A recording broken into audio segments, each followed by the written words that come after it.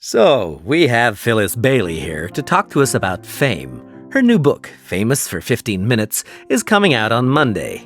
So, Phyllis, welcome. What do you think fame means to us these days? Well, famous people are everywhere, and although we know nearly all there is to know about these people, their lives are splashed all over magazines and television, they've retained their mystery. The public are always eager to find out more about them, and this fuels the paparazzi to photograph them. It's true that there are more celebrities around than ever before, but the number of really important famous people probably hasn't changed greatly. This is because people became famous for only a short time. Andy Warhol once famously said, "In the future, everyone will be famous for 15 minutes." And I think there's some truth in that.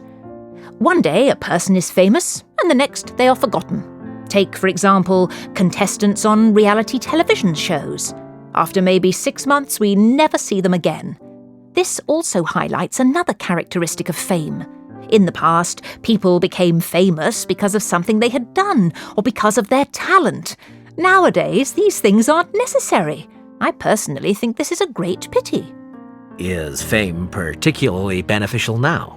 Well, let's look at the winners and losers when it comes to fame. Many people think that celebrities are the losers in this new media world, but that isn't necessarily the case. Take, for example, actors and actresses. They often complain about a lack of privacy, but privacy is possible. There are many celebrities who aren't constantly in the papers. Much as they complain, they chase the publicity and then blame it on the media. In fact, the paparazzi, who photograph the rich and famous, are often seen as figures of hate for this. They come off much worse in the end because they are so disliked by the public and celebrities. But in reality, they are making the celebrities and their managers even richer. In fact, because of the cult of fame nowadays, we can see media executives making even more money and celebrities signing multi-million-pound deals. And who pays for this? Well, all of us. Cinema and concert ticket prices have risen, and DVDs cost more than ever. Merchandising makes a fortune for the famous these days, and although we are paying for it, the rewards go to only a small elite, the big players, the stars and the executives, but they miss a lot of the creative talent in the industry, like the people who write the screenplays. They are still on the same salary they were on 10 years ago. Executives certainly have a difficult job managing their clients, but they get rewarded well for doing so. I, for one, think these rewards should be more fairly spread. How could this be done? Are you suggesting? Hi Mary, how are you? I'm fine, thanks, John. How's your essay going? Not so good actually. Would you be able to help me with it? Of course. What do you want to know? Well, just the type of information you're going to write about. I won't copy you, I just want some ideas to get me started. Well, Mr. Jones advised us to focus on just 2 or 3 forms of non-traditional energy for our evaluation. So I think I'm going to choose solar. It's fairly easy to evaluate. Are you going to explain both the positive and negative aspects? Well, Mr. Jones warned us not to get too involved in the ethical aspects of the topic, so I'm going to structure my essay by using the advantages and disadvantages of each energy form. That's why I also want to talk about biofuels. I think there are more disadvantages. Oh, I see what you're doing. Using the negative points of one to highlight the positive points of the other. That's a smart idea.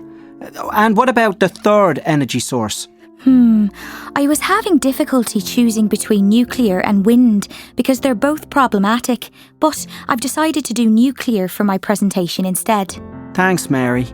Chatting to you has helped me think a bit more clearly about my essay. That's fine. Good luck with it.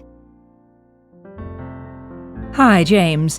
How's your alternative energy research project going?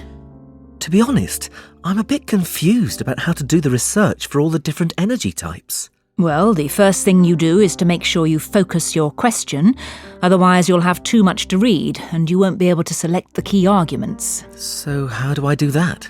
Start with the general topic of alternative energy and then keep asking questions until you've narrowed the topic down to one particular area. Then, when you have your question, make a list of the reading you will need. This list should be general to give you some background, but remember, you'll need to focus on the issues related to the question, so the reading list should also be specific to the actual energy source you've chosen, whether it's wind or solar or wave power. And then start reading. Absolutely. You need to start straight away, but don't forget to make notes as you read. Otherwise, you won't be able to keep track of ideas for future reference purposes. Yes, that makes sense. I think that's my main problem. I don't recall where I've read different ideas, so I can't find them again later. And my friends have warned me that not recording ideas in a system can really hinder your progress. Your friends are right. It's a common problem amongst students. You need a system. Anyway, once you've done the reading and made all your notes, you need to organise them so that you can analyse and think about what you've read. But I prefer to just start writing and then go back and look at my notes later. I wouldn't recommend it. I think you need to give yourself more time to digest the material and arrange it into some kind of system ready for analysis in terms of relevance to your research question. Well, that's a great help. Thank you, Professor Jenkins. You're welcome. Come and see me again if you have any more problems. Hi everyone, sorry I'm late. Don't worry, Hannah. We've only just started. We thought we should go over the theories we've studied so far, so we're ready for the seminar discussion on Thursday afternoon. Of course, you're right. I don't think I can remember all the theories related to consumer energy consumption. No, Hannah. That's the reading for Friday's lecture. Thursday's seminar discussion is about the current thinking on alternative energy. Oh, yes. Sorry, I'm a bit disorganised at the moment. Never mind. So, Mike, what do you think about the academics' point of view on nuclear energy? Well, I think I have to agree with them on price being a factor for choosing nuclear in the long term. Me too. It's definitely the most cost-effective measure. Don't you agree, Hannah? To start with, I didn't, but the text Professor Edwards gave us persuaded me. The only thing that concerns me is that there have been some disasters in various parts of the world. Yes, some texts warn of the dangers of nuclear power, using previous disasters as examples. I know what you mean, but I suppose the risk is minimal these days. What do you think about wind and solar energy in terms of the price in relation to the advantages? For me, they're just not worth it. Both are expensive, and it's difficult to predict the amount of energy each one will produce. You know, Mike, I'm afraid I don't share your opinion. This text here talks about the likelihood of improved technology increasing the amount of energy and reducing the costs in the future. Yes, but that's not enough proof to be sure of the relationship between the costs and the benefits. Exactly. The evidence seems incomplete to me.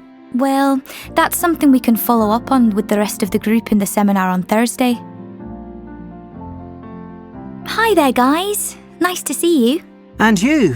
So, are we going to finalise what we're doing for the environmental science presentation today? I hope so. The presentation is next week. Actually, I wanted to talk to you about this because I think we need to take out some of the information we're including. Oh, really? Like what, Shirley? Well, I'd like to suggest taking out the background details. I think it's just too much information to fit into 10 minutes. But isn't it important to make sure the audience understands the context? I don't think so. And anyway, we could include the background details on the handout. OK, I'm with you on that. Chris, what do you think? Yes, OK, that's fine. I'll add the details to the handout. Anything else? Yes. I'm not sure whether the solar energy statistics will be too much for the audience to take in. There's a lot of numbers and graphs. Can we put the statistics on a handout too? I see your point. We don't want people looking at lots of numbers while we're speaking. But without the statistics, I don't see how we can support our main ideas.